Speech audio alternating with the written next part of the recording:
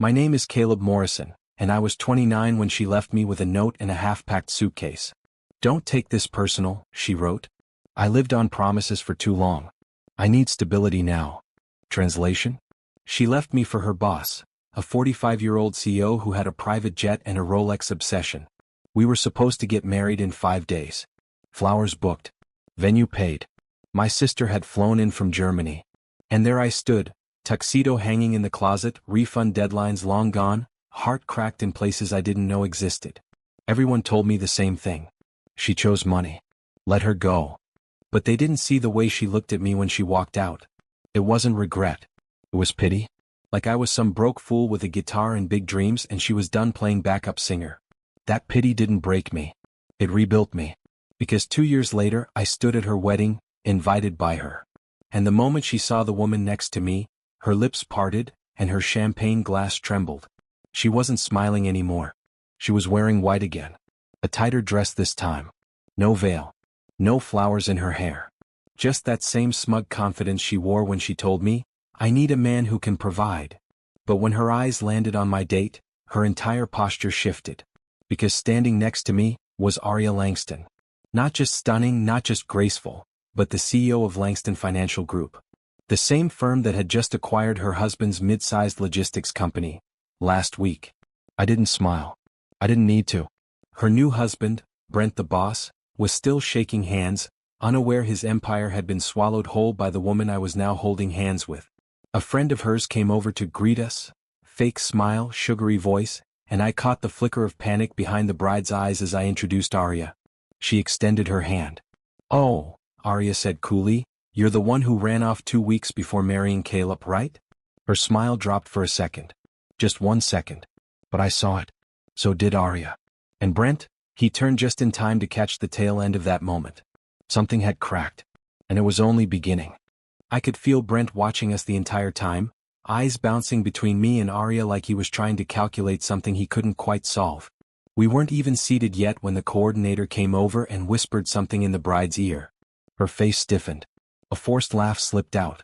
She turned toward us with all the grace of a socialite who's just been told her stocks crashed. Would you two like to join the head table? She asked. Aria tilted her head. Is that where you're seating the man you ditched days before your vows? Bold. There was no venom in her voice. Just precision. I think we'll sit where we were assigned, I said and guided Aria away, letting them stew in their polite chaos. We sat at a small circular table 2 rows back from the head.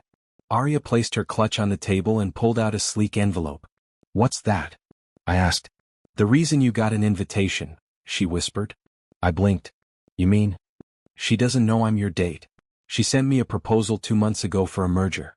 I RSVP'd yes. The envelope had her wedding logo on it. Inside. A contract.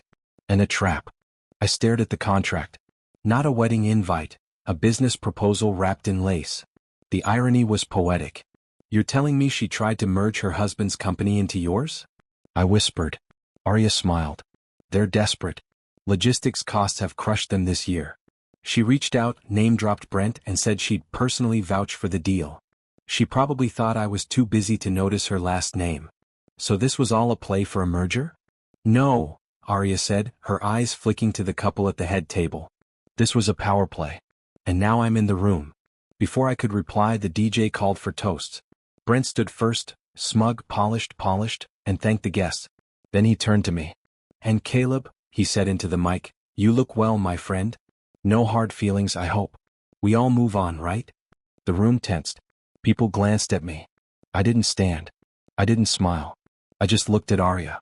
She leaned in close and said, loud enough for the next table to hear. Should I tell him we bought his company's debt last night? Brent froze mid-toast. And my ex turned pale again. Brent laughed. A shaky, forced chuckle that didn't quite reach his eyes. I'm sorry, what? He said, setting the mic down and walking toward our table. Is that true? My ex hissed, trailing behind him, her voice sharp and low. You bought his debt? Aria calmly folded the contract and slid it back into her clutch. Not me, she said. Technically Caleb did. I just facilitated the offer. I turned to Brent, letting the weight settle. 2 years ago you took her. This week I took your trucks, your permits, and your 3 biggest vendor accounts. I guess we both know how to sweep in before a wedding. His jaw flexed. Relax, I added. I'm not here to ruin your big day. Just came to collect what's mine, dignity, closure, and a very expensive glass of champagne. My ex looked at me like she didn't recognize the man sitting in front of her. She didn't. The man she left was building songs and waiting on promises. The man she invited tonight? He built an empire from the ashes. And I wasn't finished. Because what I had planned next wasn't about revenge. It was about something far colder. The reception moved on, but the air around our table? Frozen. Brent kept glancing at his phone like he was expecting bad news, because he was. My ex tried to recover, laughing too loud at a toast from one of her friends, but her eyes kept sliding back to us. Every time Arya leaned in, her neck stiffened. I wasn't here for revenge, not the kind they understood.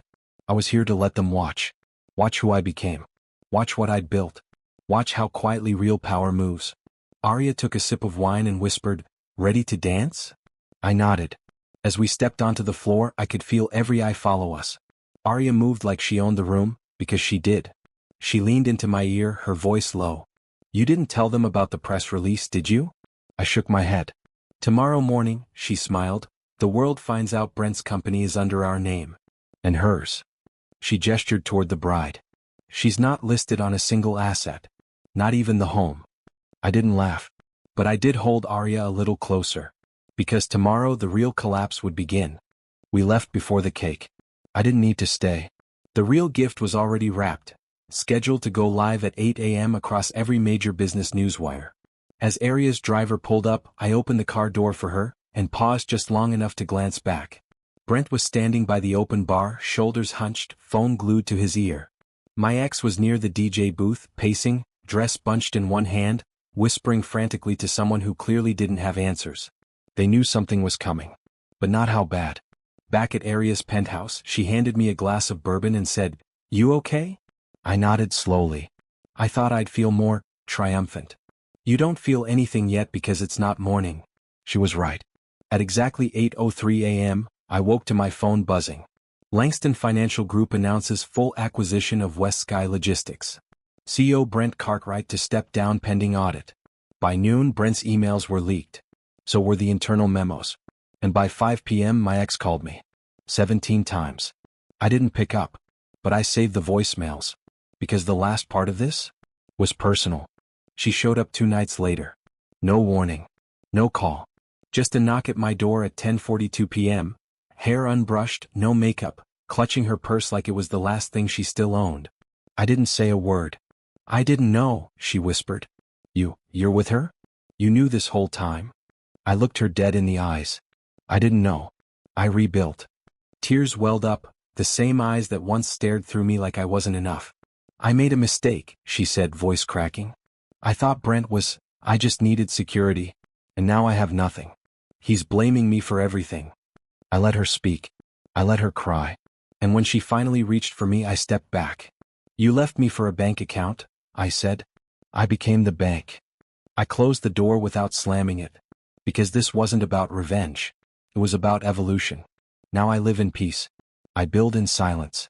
And I never chase what ran from me. And sometimes when I replay it all, I think, she didn't lose a man. She lost the moment he became one.